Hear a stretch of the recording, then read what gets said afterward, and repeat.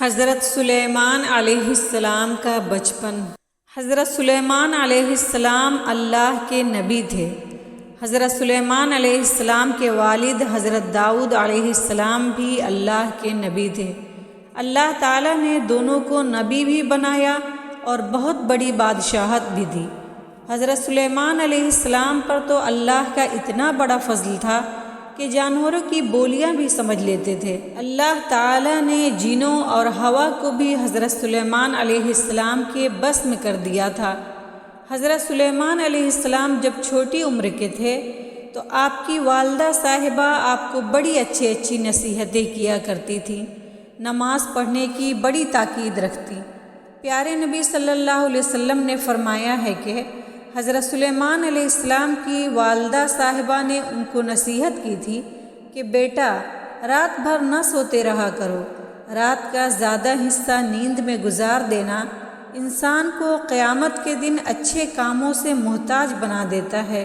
حضرت سلیمان علیہ السلام ساری نصیحتوں کو توجہ سے سنتے اور جو کچھ سکھایا جاتا وہ کرتے بھی تھے۔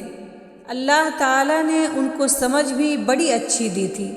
ان کے بچپن کی دو باتیں بہت مشہور ہیں جن سے معلوم ہوتا ہے کہ وہ بچپن میں کتنے سمجھدار تھے۔ ایک بار حضرت داؤد علیہ السلام کی عدالت میں ایک مقدمہ پیش ہو رہا تھا۔ حضرت سلیمان علیہ السلام بھی وہاں بیٹھے ہوئے تھے۔ اس وقت عمر شریف صرف 11 برس کی تھی۔ مقدمہ یہ تھا کہ ایک شخص کا دوسرے شخص پہ یہ دعویٰ تھا کہ اس کی بکریوں نے میرا سارا کھیت چر لیا اور روند کر تہس نہس کر ڈالا۔ کھیت والے کا جتنا نقصان ہوا تھا وہ قریب اتنا تھا جتنے کی وہ بکریاں تھیں۔ حضرت داؤد علیہ السلام نے فیصلہ فرمایا کہ یہ بکریاں کھیت والوں کو اس کے کھیت کے نقصان کے بدلے دے دی جائیں۔ حضرت سلیمان علیہ السلام بیٹھے ہوئے مقدمہ دیکھ رہے تھے۔ فیصلہ سن کر بولے، ابا جان آپ کا فیصلہ تو بالکل ٹھیک ہے، کھیت والے کو جو نقصان ہوا ہے وہ اسے ضرور ملنا چاہیے، لیکن میری سمجھ میں ایک صورت اس سے بھی اچھی آ رہی ہے۔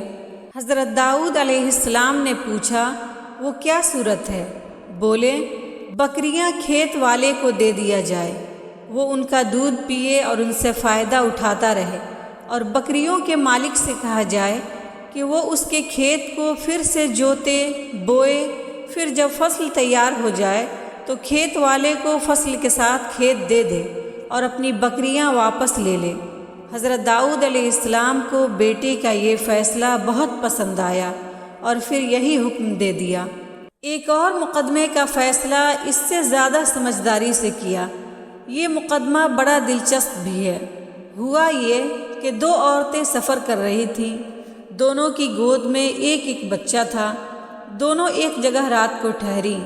بڑی عمر کی عورت کا لڑکا بھیڑیا لے گیا۔ صبح ہوئی تو اس نے چھوٹی عمر کی عورت کا بچہ چھین لیا اور کہا کہ یہ میرا بچہ ہے۔ دونوں اس بچے کے لیے جھگڑنے لگے۔ مقدمہ حضرت داؤد علیہ السلام کی عدالت میں پہنچا۔ وہاں بڑی عمر کی عورت نے ایسی چالاکی سے باتیں کی کہ حضرت داؤد علیہ السلام نے بچہ اسی کو دلا دیا۔ چھوٹی عمر کی عورت روتی چلاتی عدالت سے نکلی۔ راستے میں حضرت سلیمان علیہ السلام ملے۔ حال پوچھا تو قصہ معلوم ہوا۔ حضرت سلیمان علیہ السلام نے دونوں عورتوں کو بلایا، بچے کو لیا اور حکم دیا کہ بچے کو آدھا آدھا کاٹ کر ایک حصہ دونوں کو دے دیا جائے۔ یہ حکم سنا تو چھوٹی عمر والی عورت اور زیادہ رونے لگی۔ بولی، حضور بچے کو نہ کاٹیے، اسی کے پاس رہنے دیجیے۔ میرا بچہ میرے پاس نہ رہے نہ صحیح، وہ زندہ تو رہے گا، کاٹنے سے مر جائے گا۔ حضرت سلیمان علیہ السلام نے یہ سنا تو کہا کہ یہ بچہ چھوٹی عمر والی عورت کا ہے۔ پھر جا کر حضرت داؤد علیہ السلام سے پوری بات بتائی۔ معاملہ حضرت داؤد علیہ السلام کی سمجھ میں آ گیا۔ انہوں نے بڑی عمر والی عورت کو سزا دی۔ اس طرح چھوٹی عمر والی عورت کا بچہ اسے مل گیا۔